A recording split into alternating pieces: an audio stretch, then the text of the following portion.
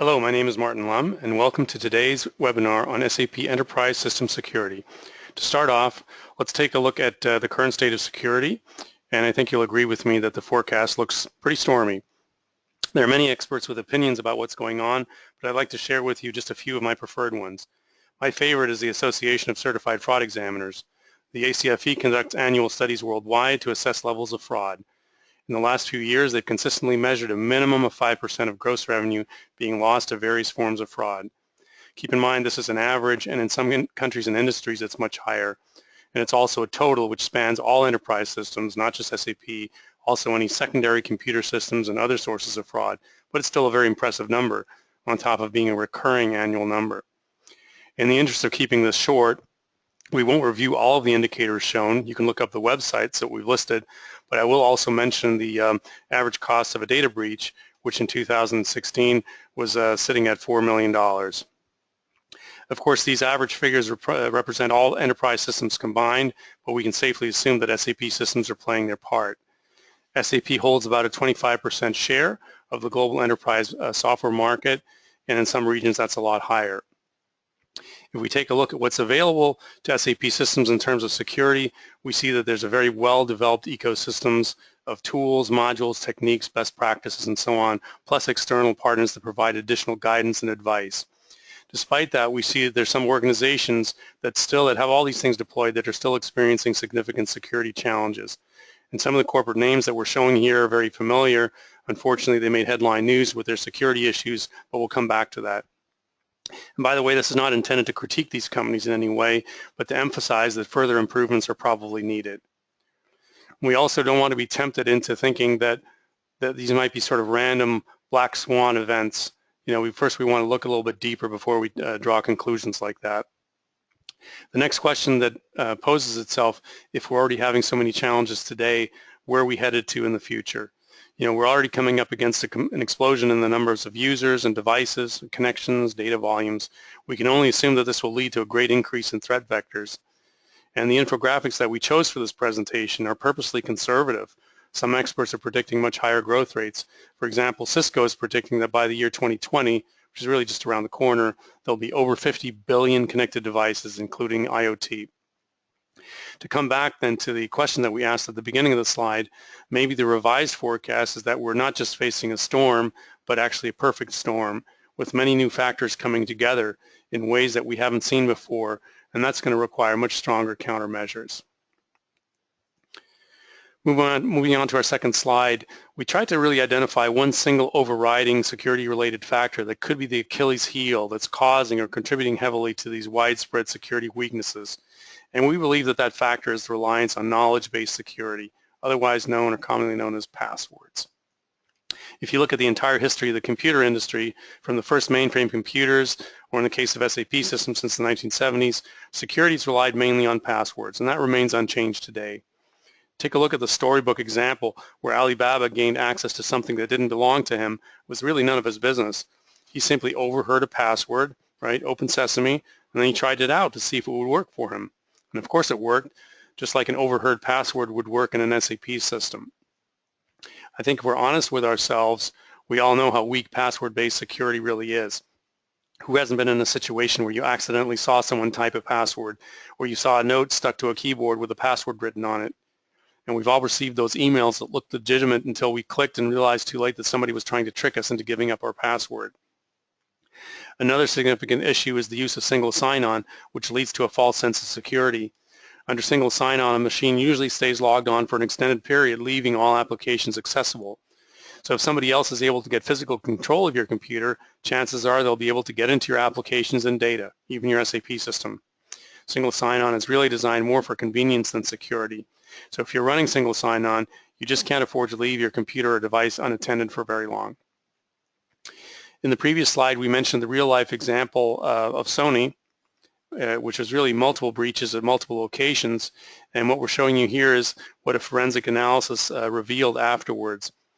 In their SAP system, they had usernames and passwords stored unencrypted in a table so that whoever got access to it could have had almost unlimited access in the system, whether that person was an insider or an intruder. Another interesting piece of data that we wanted to show you here from Ponemon Institute was a survey of SAP system managers who were asked how confident they were about being able to detect a breach. And if you look on the right-hand side of the graph, more than half of the respondents thought it would take up to a year to detect a breach, which seems like a very long time. The bottom line is that system breaches, especially when insiders are involved, often take very long to detect, and the damage is usually very high. And by the way, insider breaches usually involve long-standing trusted employees.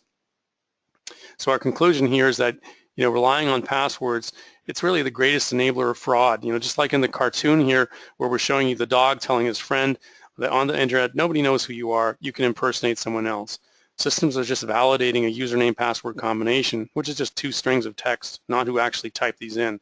Passwords just can't verify identity. And let's remind ourselves of the hierarchy of security mechanisms that are available to us. On the left, we have the lowest level, which is passwords or security based on something you know. Moving to the right, you have security based on something you have in your physical possession, such as a token or a dongle or smart card.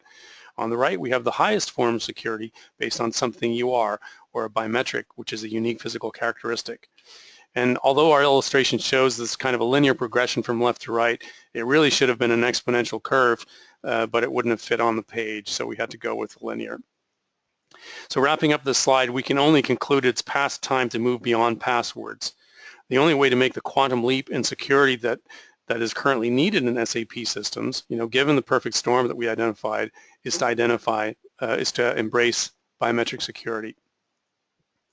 So let's delve more deeply into the idea of using biometrics. Biometric data has been around for a very long time, but it just wasn't very accurate back on clay tablets and so on, and it wasn't commercially viable until recent computer technology was developed and accurate enough to support it. But that day has definitely arrived. If you're still wondering about this, ask yourself this question: why have governments around the world embraced biometrics as the preferred way of checking your ID? Whenever you cross a border, you apply for a passport, increasingly for other identity documents and so on, biometrically activated systems are being introduced and used. Governments are doing this, and they've made the required investments because they know biometrics simply work better than anything else. I mean, how do you fake a biometric, especially a state-of-the-art one like a palm vein scan? So we know that the trend to biometrics is inevitable, but there are some people who believe we should just wait, just a little bit longer before bringing biometrics to their SAP system. But why leave an SAP system at risk and not benefit from the latest and best security upgrades available today? I mean, that's where an organization's money is, right? Why not check the SAP user's ID? And if biometric security is now becoming a factor in day-to-day life, such as these applications we're showing, whether it's gaming devices, mobile phones, passwords, and so on, why not SAP Enterprise software? Let's review what happens when you implement biometric security. A user wants to execute an activity in an SAP system. They're prompted to identify themselves biometrically, and then based on true identity management, a yes/no decision can be made. And that is done in this illustration with the Fujitsu Palm Secure palm vein scanning system.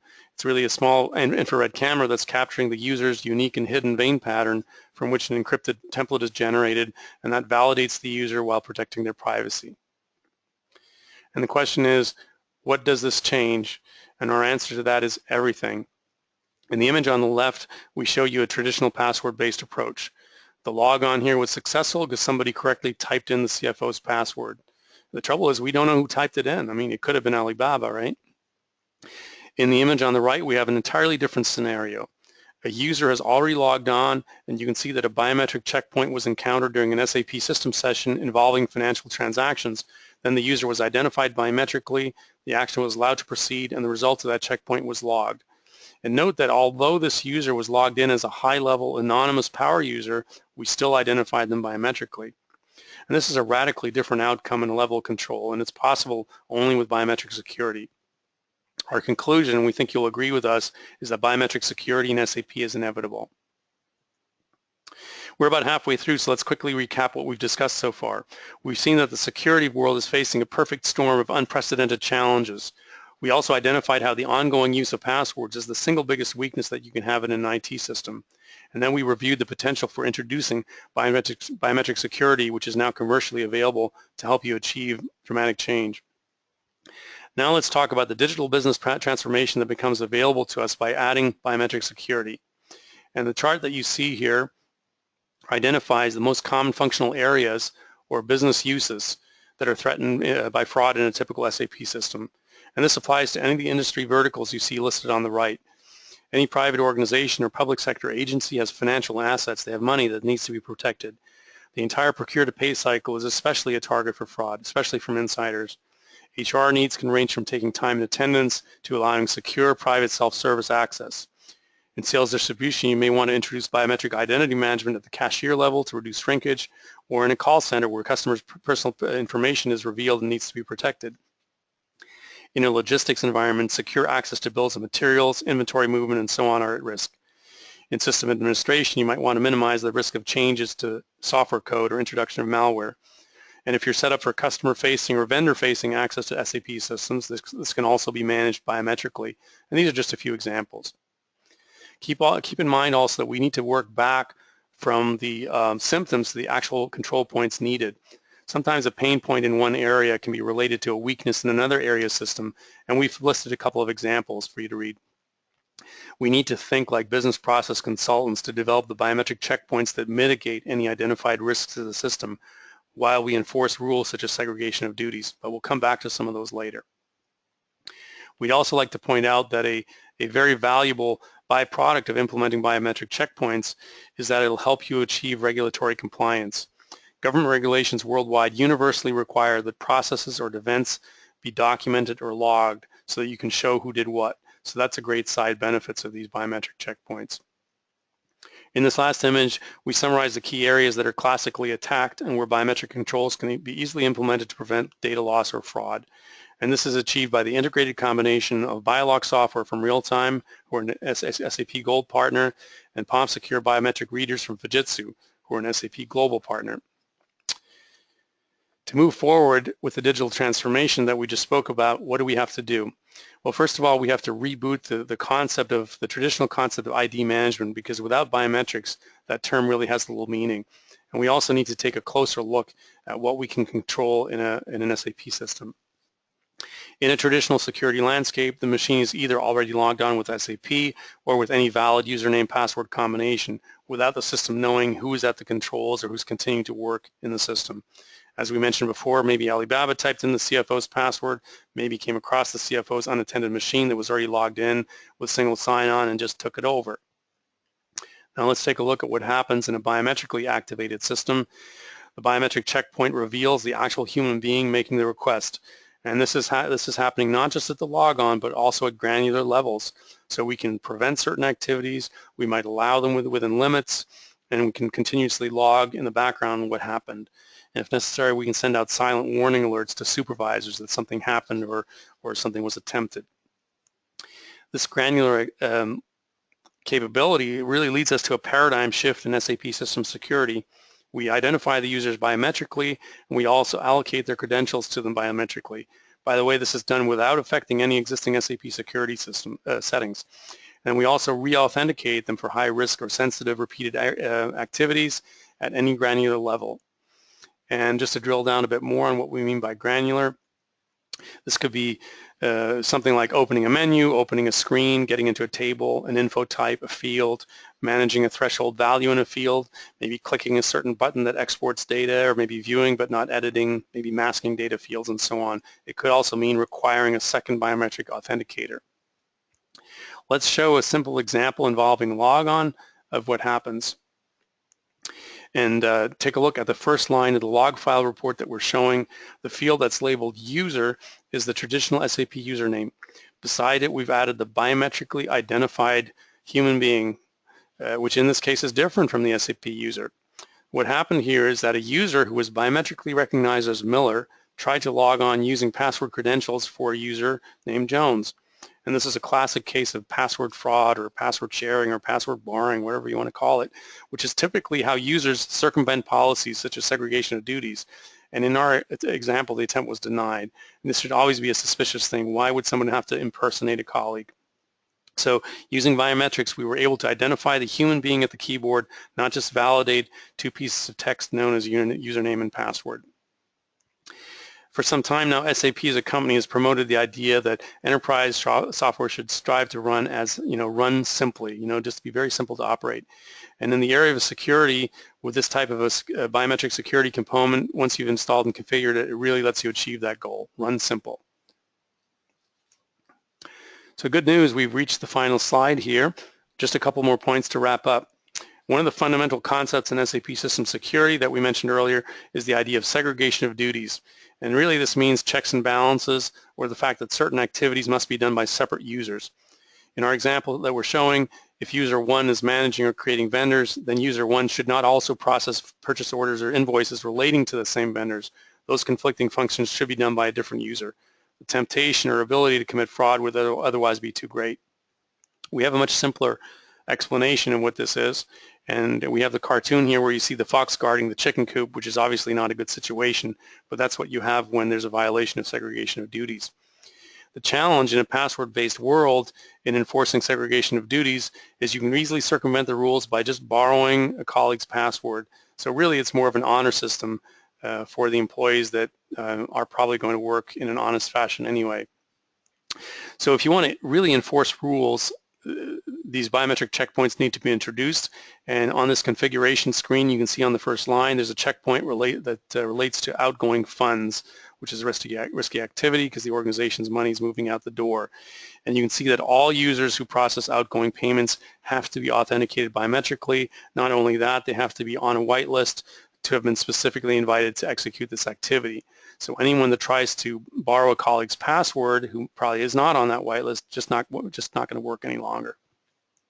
So in a traditional password-based SAP security system, the honor system really works for the majority of users because they have no intention of committing fraud anyway. Unfortunately, the system is vulnerable to the few dishonest users that know how to exploit the system's weakness. And so adding the biometric factor of security is the only way to close that gap for that 1 person in 1,000 or the 0.1% of users who will otherwise take advantage. And so we urge you to consider upgrading biometrics to fix this weakness. There's simply too much at stake, whether it's your organization's money or your intellectual property, trade secrets, customer lists, and so on. Once the system has been protected with biometrics, now it's safe to allow controlled access to SAP system data from different devices, not just traditional PCs, but kiosks, cash registers, card readers, and so forth. Let's summarize what we've covered. We have an unprecedented level of security challenge facing us in a world where reliance on passwords has failed. And with the ability of biometrics to upgrade SAP system security, you can now make the required quantum leap in security capability by implementing biometric identity management checkpoints. And this lets you eliminate your weakest link in security, lets you move away from the honor system, lets you enforce your segregation of duties policies and prevent problems from occurring, and really to know what your users are doing all the time. The BioLock software from Realtime is tightly integrated with SAP Enterprise Software and the SAP HANA platform. We encourage you to contact your representative to find out more or to request a proof of concept installation. Thank you for listening and have a great day.